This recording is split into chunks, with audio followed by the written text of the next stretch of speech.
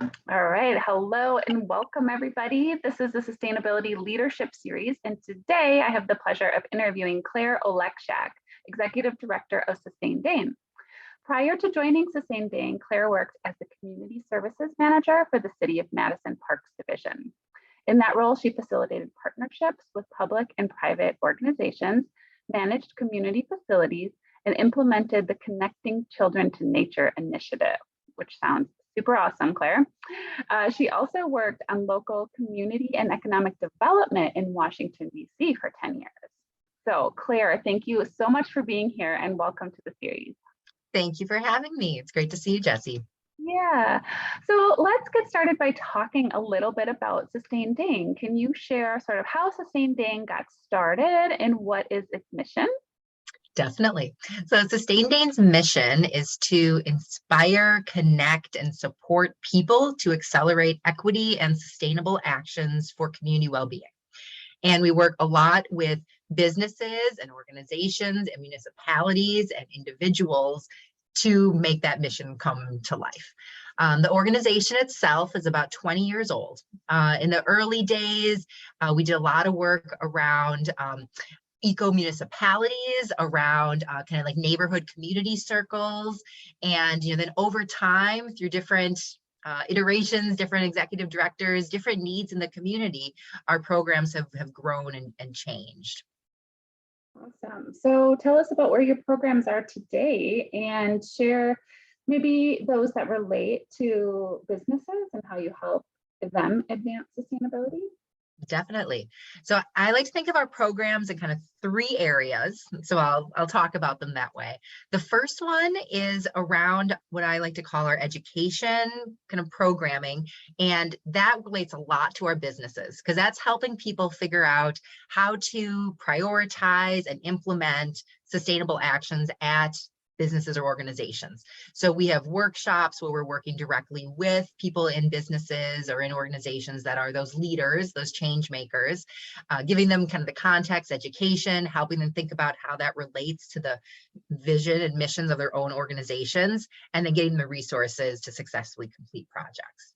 Also a lot of convening, as you guys also know with your work, how important it is to have a community and be able to learn from case studies and best practices. So having that space to bring people together through breakfast series, or having lunch and learns and all that work. So kind of that education, professional development, going from an idea to a project. There's been about 600 projects implemented by Sustain Dane partners and kind of in that relationship of helping them come from idea to fruition. The other two areas are, I'd say, more programmatic of work that we're doing in the community.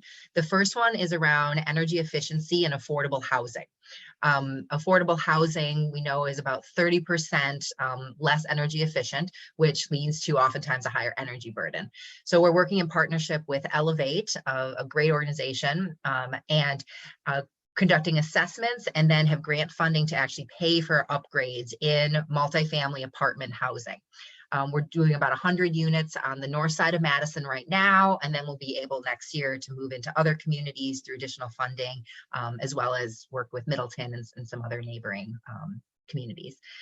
That work is also looking at solar as well. How do we bring solar and how does it go directly to residents instead of just the hallways or the common space? And then also electrification, because that is the future. That's where we need to be going. So there's that program area. And then the last one that we work on is about recycling and food waste. That again has a lot of partners in the business community. There is, a lot of people that are kind of interested in that as a starting point, or wasn't projects they're interested in completing. We're also working with our school district here in the cafeterias, how recycling and food waste reduction can happen. We've been doing waste audits at a number of schools last year, and we'll be doing some implementation next year in a subset of the schools to build up to all of them. And then we're leading work in the community where we have collection spots at farmers markets. So people could bring their food scraps for free, completely just a public drop-off spot for people to bring their food scraps. And then we bring them to a local farm here that is creating compost to help with soil regeneration. It was an urban farming site that they're working on. So that's kind of like a nice summary of like kind of 3 different areas that we're working on. All of this is through partnerships and collaboration. We really believe that everyone has a place in sustainability, and that, we need to have these partnerships and the collaboration so that it is really leading towards that well-being across the community. Yeah, absolutely. That's why I've been just support Sustain Dane's work so much, just around the collaboration aspect, but also the community scale in which you work. We focus so much on businesses across the state, and that's just one avenue of sustainability, right? You're really working sort of with all the stakeholders across Dane County to really move sustainability and sustainable actions forward for the community. So I love that so much. I did want to ask a follow-up question. I thought perhaps any listeners in Dane County might be able to share the resource or take advantage of the Elevate program. Could you maybe share a little more about that, or how people could get more information? Yeah, definitely. So we are always looking for people that is usually is what we're working in is kind of like small owners, right? So someone that maybe, oh yeah, I own this 4-flat unit, or not necessarily a larger developer, but more kind of by word of mouth. So certainly, yeah, sharing, hey, did you know Sustain Dane is working, with this housing stock to do assessments and provide funding for the upgrades that are needed. On our website, we have a form people can fill out of like, yep, want to get more information. I'd like to be considered. And of course, always just contacting me. It's very much welcome. Well, I'll include the link to your website in the email that goes out with the interview, so folks will be able to find that. And also, I was just at an event last week with Green Homeowners United in Milwaukee here, and they just got, I think, a similar grant to work on upgrading energy efficiency for low-income housing across Milwaukee County. So they did, yes, and we're working with them. They've actually been coming up to do some work in some of the houses that we're working in, some of the apartments we're working in. Yeah, they're great. Awesome, definitely great to see. I mean, I think it's a low-hanging fruit in a way, and it sounds easy and straightforward, but the fact that our buildings are continuously aging, right? We need to continue the important work of making our structures as efficient as possible. So awesome. So I'm going to ask a different question, kind of about what trends you're observing right now, specifically across Dane County or beyond, that you think businesses should be aware of or considering around sustainability? Yeah.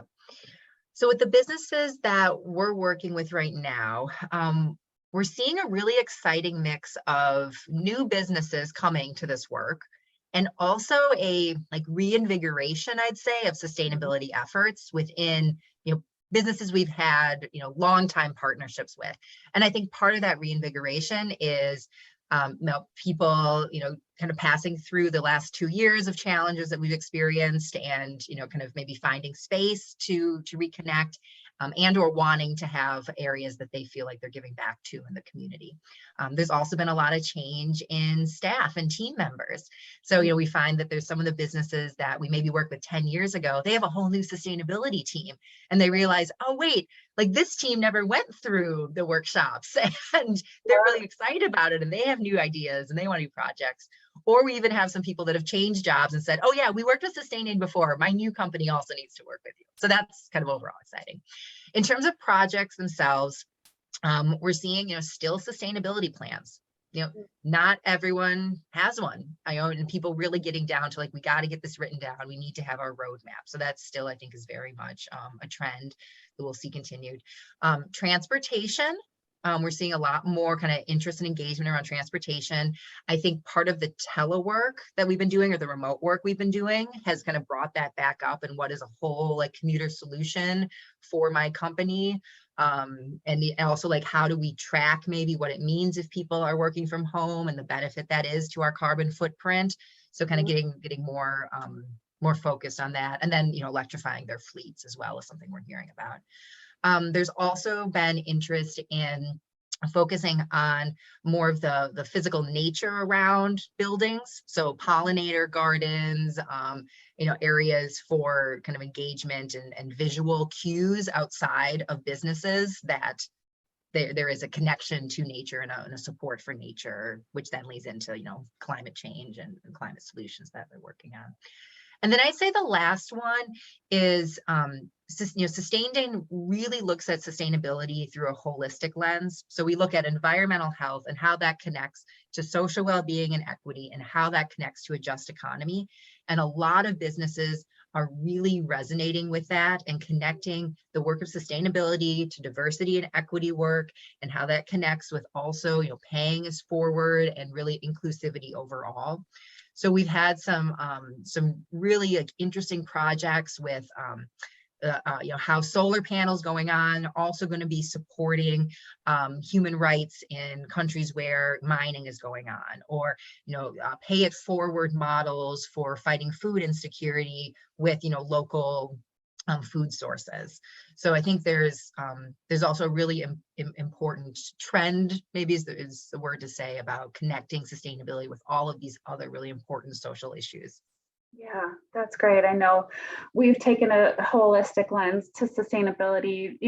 We're been around 14 years now. So, and it's like, yeah, all of those pieces of the environmental, social, and governance, which is sort of the trend in the bigger businesses these days, is, it's like, it's great to see so much more awareness and action happening around the social equity piece. And I love that that's just core to your business model and what you're doing. And, we talk about it a lot through the lens of like workforce from an engagement, recruitment standpoint, right? Like we hear so many workers struggling to find good work staff, but it's because the younger generation really wants to work for companies that are engaging in being part of the solution, who are, looking after the well-being of their employees and not just, a worker. And I think some of the things you brought up, like transportation, I sort of labeled this as conservation, but when you're talking about like the landscaping, right? I mean, so many buildings have a small outdoor space, but instead of it being concrete, right, there's small, simple solutions you can make to make that small space just feel welcoming and inviting and a nice place to step outside to take a break during the day or to have a meeting. Yeah, so I love all these angles that you're coming at. And add some like rainwater connection, because we know we're having more severe rain, and put some pollinators in there, right? Kind of all of those co-benefits. Yeah, exactly. So Claire, I don't know if you know this about me, but I have a background in permaculture, which are you familiar with? I don't know if I knew that. Okay, so yeah, so you're totally speaking my language. We're talking about spatial design, right? My undergrad degree's in design, and so Yeah. I'm always thinking about how to make spaces more overall efficient and what I call like stacking functions, right? Like the space is a space, but I think that's part of what one of the benefits I've seen of us coming out of the pandemic is, instead of just looking at everything so sort of siloed, we're really starting to understand as a culture the interconnectivity of our nature as humans, as a species, but also our spaces, our physical spaces, that they can serve multiple functions. And, you talked about transportation and working from home and how that affects it. I think, I've definitely seen a trend towards more carpooling initiatives inside of businesses, because employees are more willing to do that now that they're only going to the office maybe 2 days a week. And they're like, oh yeah, sure, I would like that social time with my coworker. I would like to reduce gas, and gas prices are high. So yeah, it's great to see you working sort of across all these different angles. No. That it also brought up in my mind another kind of really interesting example I heard past week of a company that has been doing composting at their organization for a while, and now are also inviting their employees to bring their food scraps into the office. So that thought of like stacking, it's a benefit to the employees, right? And also like this resource is being provided. Let's take advantage of it to all these other angles. Yeah, I just loved that they were doing that, in that concept of how do you take something that's happening and then make sure that the benefit is going as far as it possibly can to the Exactly. employees. It's like they built the infrastructure. So, it's harder Right. to do that for everyone at home. So why not, make it Yes. accessible to their employees as well. I love that example. Great. Well, I do want to switch gears just a little bit because I wanted to talk about your personal leadership journey. I know, you've mentioned that you worked in DC for a decade and you had a lot of great impacts there. Maybe share with us a little bit about how you came to lead Sustain Dane through your own personal leadership journey. Sure. Um, um, so I think I've been very, very fortunate to have had the opportunity to work with good leaders in the past, and being able to see models and be thoughtful about what is it that this person is doing that I want to emulate, or I'm recognizing is making me, when I was not a leader, right, or maybe not, just entry level, to be included in seeing that. So in DC, I, kind of took that first job as special projects right out at an organization, and got to do kind of everything. And from that met a gentleman that was starting a community business improvement organization in the southeast of DC, which was along the Anacostia River, and about 500 acres that had been basically, industrial uses, brownfields. The military had like cordoned off a bunch of it that kept people away from the river, and was able to join him really early on in terms of building this organization and this integrated community voice within the development process. So I think a lot of what I've done, I see in my career, is kind of coming in early on and just being excited about building those partnerships and collaborations.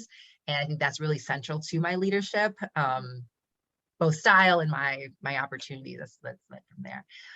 So I was able to, be really involved in leading a nonprofit in DC. I later on did lead a nonprofit as well. So coming to Wisconsin, when I moved back here, I had a great experience, in the Parks Division, but I always knew that I kind of wanted to get back to that role. And I loved the nonprofit sector so much, and the flexibility and the nimbleness and the way we're able to take ideas and make them move forward with partners. So I think that's kind of how my journey led me to Sustain Dane. The Connecting Children to Nature initiative that you mentioned in the intro was one of the first times I got to work directly with Sustain Dane. And you kind of just kept your eye on it, right? I was like, oh, okay. Well, I had a positive experience. What's going on? So when the opportunity arose for them to hire a new executive director, I had some exposure and said, this is a place I think I would like to be. And there's a lot of opportunity for what we need to do in our community around sustainability. Yeah. Well, and I see this over and over, where in the sustainability space, people are so much more willing to collaborate, to problem solve. Like, competition lines become a little thinner, and we're much more understanding that we need to work together to go further, faster, right? Versus competing against each other. So that's great. I would love to ask you a little more about the connecting to nature piece of it. Somewhat of my background too. I'm a naturalist. I spent many years when I lived in California doing sort of nature awareness, education and whatnot, and think it's a critical piece for us as humans who live in especially urban environments, right, where we don't have as much connection potentially to our outdoor spaces. I mean, we're very lucky in Wisconsin that Wisconsin has this beautiful park system and so on. But can you share a little bit more about what it means for you for folks to be connected to nature, and sort of why you were interested in that work? Yeah.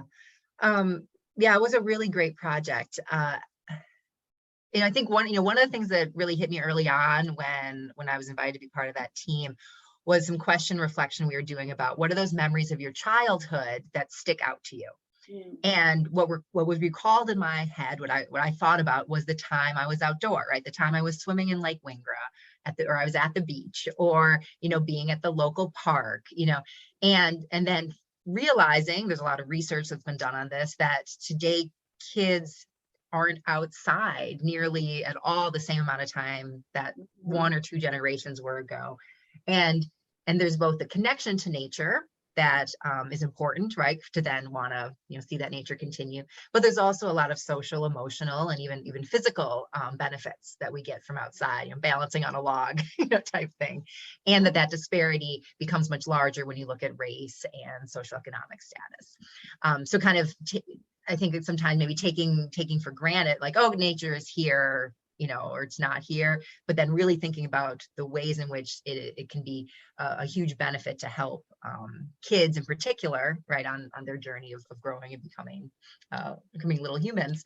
So so the work was, really important from a parks perspective, I think, to understand like what the value of park spaces, especially nearby nature spaces, so that right out the door, and how that, I think, leads into this work a lot, right? With that, probably many of us that were listening to this will think, oh yeah, what are those memories that we had, when we were young, and what does that mean for wanting that for the next generation?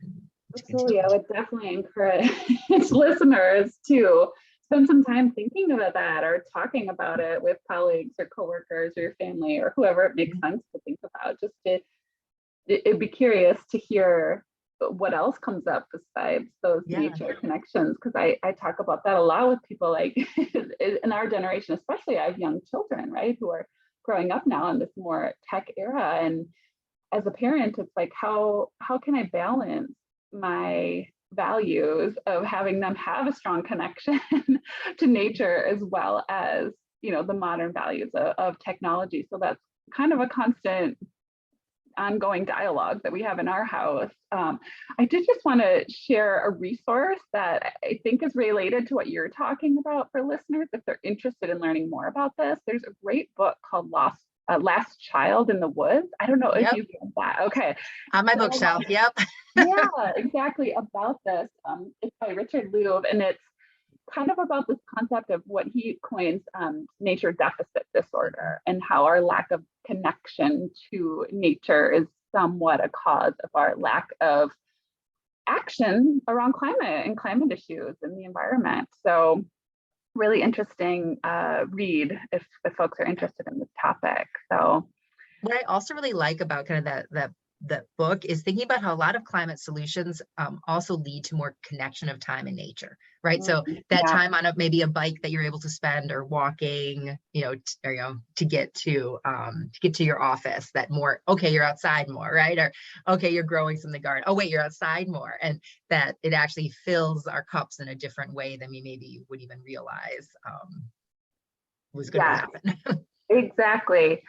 It's sometimes hard to disconnect from our devices, but the health benefits, the overall well-being benefits, mental health benefits, all of it is so proven.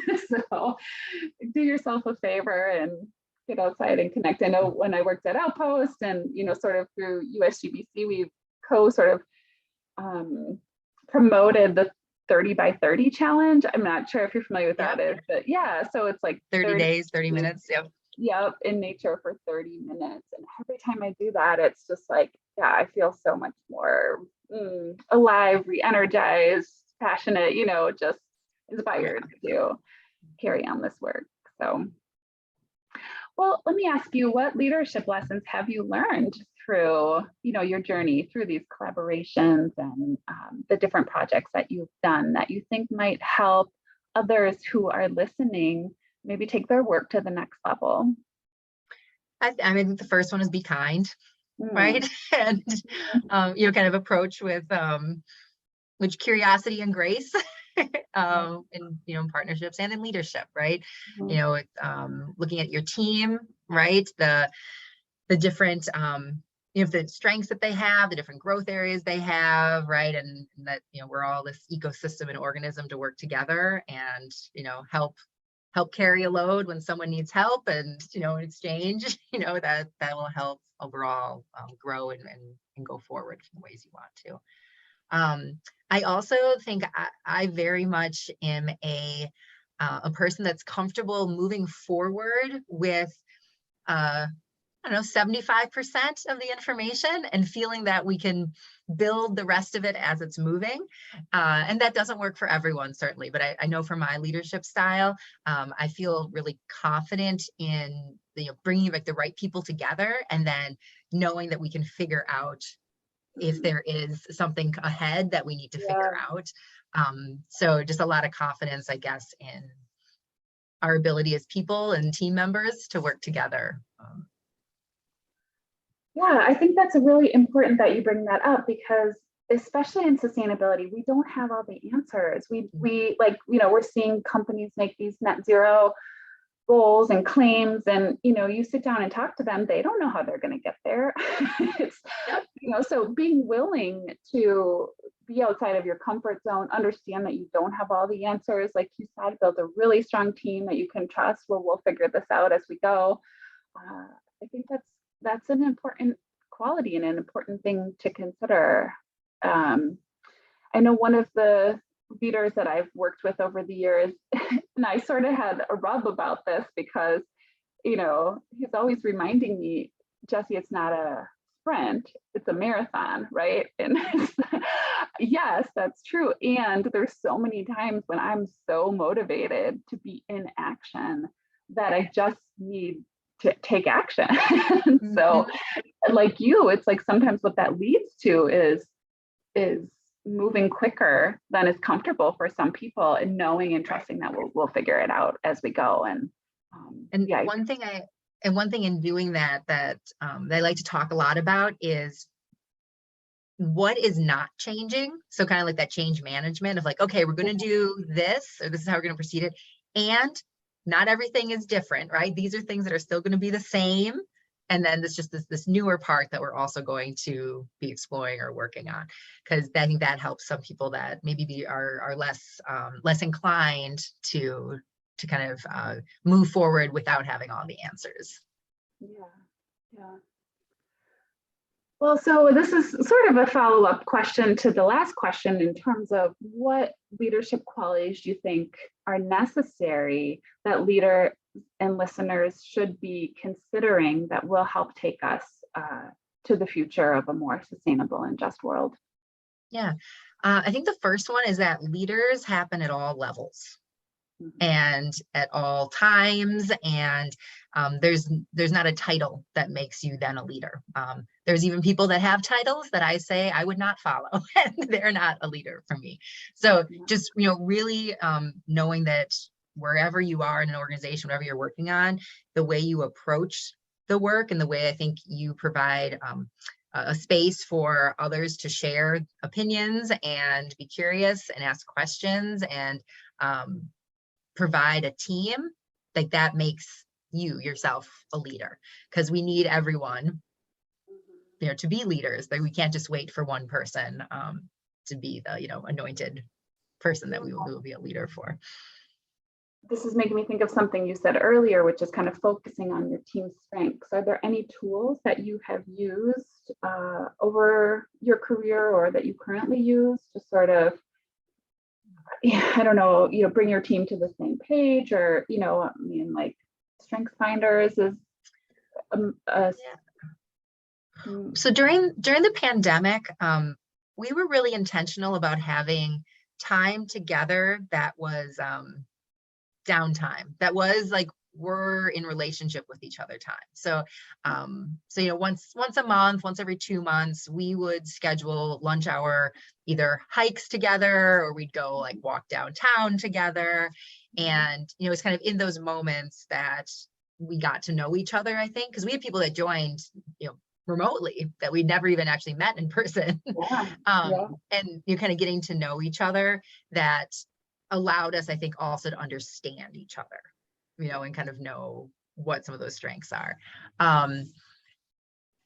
I've also recently in my check-ins with the team members, annual and semi-annular, asked people to share shout outs for the other team members, to hear from them what they see as strengths of others, or what they appreciate for their other team members, which is similar, to what I probably would have said, but it's really nice also to get others' perspectives and kind of reinforce what others see as a reason why this team member is really helpful for them. So, it's not any, it's not like a personality test or Yeah. anything like Uh, that. A little more old fashioned, I guess. Just trying to be human and see the human in us. yeah, absolutely. I love that. We also do appreciations at our Alti meetings, and it's just so nice, right? We Yeah. humanize each other. We were primarily a virtual organization as well, so we hardly get to see each other, and just to hear how others are acknowledging our other teammates and the work that they're doing, it just helps kind of bring us all to the same page. So I really do like that. And we have used strengths finders in recent years and on our team, and I have found it to be incredibly useful from just like even like a task management sort of, it's like, oh, these people are really strong in these things, and these people are really strong in these things. So, it makes sense for them to be, me to go to this person for this type of question and vice versa. So just if people are looking for a resource, that could be one to consider. I know there are many out there. So, oh, well, I this think has been so, oh, go I'd say ahead. probably the other thing is just as asking, like as we bring on new projects, we have really open conversations, hey, team member, do you want to do this work? Like, do you feel you have Yeah. capacity to do this work? Like how will this function? So making those decisions too about what we're going to focus on together is really helpful. Yeah. Claire, I just want to acknowledge you for your collaborative approach, because I don't know that it's our norm culture. I think it's part of what we're working towards. I think it's part of what we're building. And so I see leaders like you and everyone on your team as a part of changing that culture to be, a more collaborative, more inclusive, working environment, and just generally broader culture and community. So just thank you for having that approach, and your willingness to share it with me and our listeners. I really value that. So thank you. Well, thank you for organizing these series. I think it's a really great way to have conversations and learn from other people and hear other people's perspectives. Yeah, exactly. Well, so share how our listeners can find out more about Sustain Dane. All right, our website is sustaindane.org. And at the top of our website, we have a programs drop down, which is probably the best way to kind of search through and see what we're doing and what you might connect with. And then all of our emails and phone numbers are available. And we very much do welcome a cold call, a cold email, if there's something a person's interested in or wants to know more about. Yeah. And you guys do have great networking events. I love attending your networking events because it's just such a great community of folks working on really cool things all across Dane County. So yeah, I didn't quite understand when people would say like, oh, you just kind of go to a Sustain Dane event and it's kind of this like magical place where you're gonna find people you really enjoy talking with. And I was like, really? Like, I don't know about networking all the time. It's like, no, really. And it's true. It's just this is like really cool connection of people that are fun to talk to. exactly. And you find like-minded people. You also find people working on really different types of things. Yeah. And yeah, it's just a place to feel like you're a part of the broader community working towards solutions. Yeah, very welcoming. So, welcome everyone to come, join. We do lunchtime networking, we do after work networking, breakfast networking, whatever works best for you. Awesome. Great. Well, thank you, Claire, so much for your time today. Appreciated chatting with you. Thanks, Jessie. Bye.